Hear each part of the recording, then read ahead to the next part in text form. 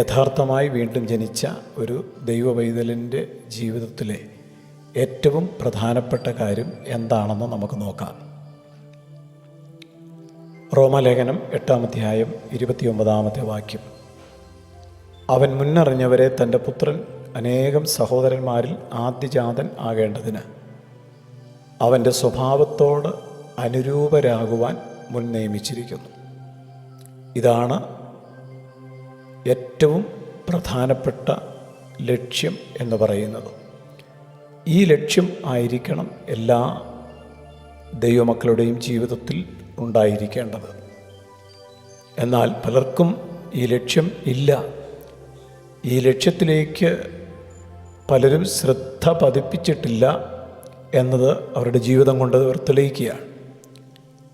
രക്ഷിക്കപ്പെട്ടു, സ്നാനപ്പെട്ടു, ഏതെങ്കിലും ഒരു സഭയിൽ അവർ അംഗത്വമെടുത്ത് ദൈവത്തെ ആരാധിക്കുന്നു. ചിലരുടെ ലക്ഷ്യം എന്ന് പറയുന്നത് സുവിശേഷീകരണം മാത്രമാണ്. ഏതു വിധേനയും ചിലരെ നേടേണ്ടതിന് അവർ കഠിനാധ്വാനം ചെയ്യുന്നു, പ്രാർത്ഥിക്കുന്നു. വളരെ നല്ല കാര്യം തന്നെയാണ്. എന്നാൽ സുവിശേഷീകരണം മാത്രം അല്ല നമ്മുടെ ലക്ഷ്യം. നിങ്ങൾ പുറപ്പെട്ട് സകല സൃഷ്ടികളോടും സുവിശേഷം പ്രസംഗിക്കണം എന്ന് പറഞ്ഞത് കർത്താവ് തന്നെയാണ്. ചിലരുടെ ലക്ഷ്യം കർത്താവിനെ എപ്പോഴും ആരാധിച്ചു കൊണ്ടിരിക്കുക, ഉറക്കെ പാട്ടുപാടുക, പുതുഭാഷകളിൽ സംസാരിക്കുക. കൂടുതൽ ഭാഷകളിൽ സംസാരിച്ചാൽ അത് ഭാഗ്യമായിട്ട് അവർ കരുതുന്നു. ചിലരുടെ ലക്ഷ്യം കൃപാവരങ്ങൾ പ്രാപിക്കുക എന്നുള്ളതാണ്. അത്ഭുതങ്ങൾ നടത്തുക, വീര്യപ്രവൃത്തികൾ ചെയ്യുക, ഭൂതങ്ങളെ പുറത്താക്കുക. ഇതൊക്കെ ജീവിതത്തിലെ പ്രധാനപ്പെട്ട കാര്യമായി ലക്ഷ്യമായി കണ്ടുകൊണ്ട് അനേകർ ജീവിക്കുന്നുണ്ട്. ഇതെല്ലാം നല്ലത് തന്നെയാണ്. എന്നാൽ ഇതിനപ്പുറത്ത് ഒരു ലക്ഷ്യമുണ്ടായിരിക്കണം. ആ ലക്ഷ്യം എന്ന് പറയുന്നത് അവൻ യേശുവിൻ്റെ സ്വരൂപത്തോട് അനുരൂപരാകുവാൻ നമ്മെ നിയമിച്ചിരിക്കുന്നു എന്നുള്ളതാണ്.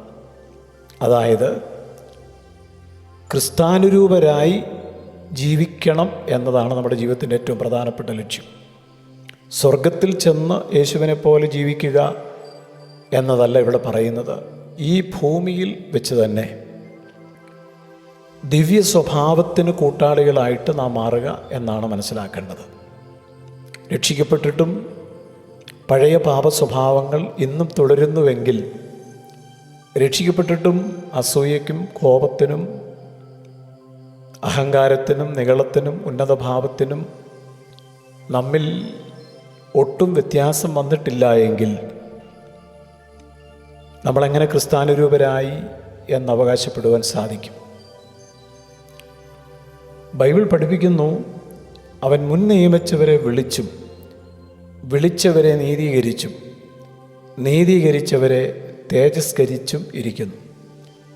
ദൈവം മുൻ നിയമിക്കുന്നു, അവരെ ദൈവം വിളിക്കുന്നു, വിളിക്കുന്നവരെ നീതീകരിക്കുന്നു, നീതീകരിക്കപ്പെടുന്നവരെ തേജസ്കരണത്തിലേക്ക് കർത്താവ് നടത്തുന്നു. ക്രിസ്തുവിൻ്റെ സ്വഭാവത്തോട് അനുരൂപപ്പെടുക, ഇതായിരിക്കണം ജീവിതത്തിലെ ഏറ്റവും പ്രധാനപ്പെട്ട ലക്ഷ്യമായിട്ട് വീണ്ടും ജനിച്ച ഓരോ ദൈവമക്കളും കാണേണ്ടത്. അതിനപ്പുറത്തുള്ളതെല്ലാം നാം വിട്ടുകളയണം എന്നല്ല അർത്ഥമാക്കുന്നത്. ഇതാണ് ഏറ്റവും പ്രധാനപ്പെട്ട കാര്യം. ജീവിതത്തിൽ പ്രധാനപ്പെട്ടതും അപ്രധാനപ്പെട്ടതുമായ കാര്യങ്ങളുണ്ട്. നാം ഏറ്റവും പ്രയോറിറ്റി കൊടുക്കേണ്ട കാര്യം എന്ന് പറയുന്നത് ദിവ്യ സ്വഭാവത്തിന് നാം കൂട്ടാളികളായിട്ട് മാറണം എന്നുള്ളതിനെക്കുറിച്ചായിരിക്കണം. അപ്പോൾ തന്നെ ദൈവത്തെ ആരാധിക്കണം, ഉറക്കെ പാടണം, ഹൃദയപൂർവ്വം മറ്റുള്ളവരോട് നാം സുവിശേഷം പങ്കുവയ്ക്കണം. അങ്ങനെ അതെല്ലാം നടന്നുകൊണ്ടേയിരിക്കണം. എങ്ങനെ ആണ് നമുക്ക് ക്രിസ്താനുരൂപരായിട്ട് മാറുവാനായിട്ട് സാധിക്കുന്നത്?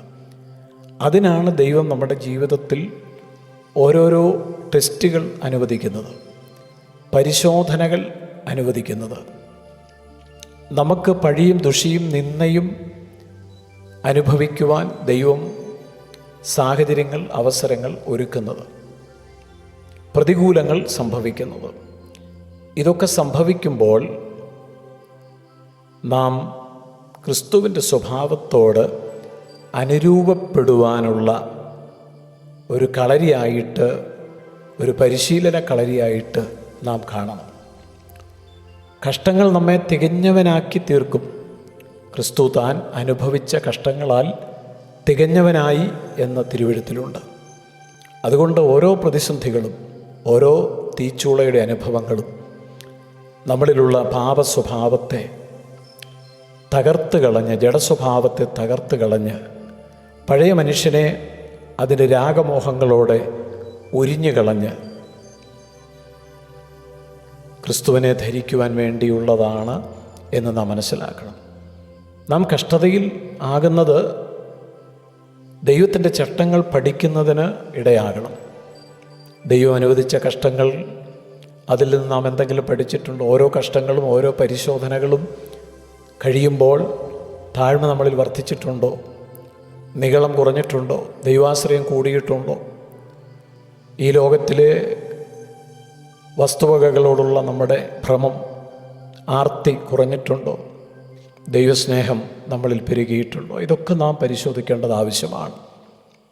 ഏറ്റവും പ്രധാനപ്പെട്ട കാര്യം അവിടുത്തെ സ്വഭാവത്തോട് നാം അനുരൂപപ്പെടണം എന്നുള്ളത് തന്നെയാണ്.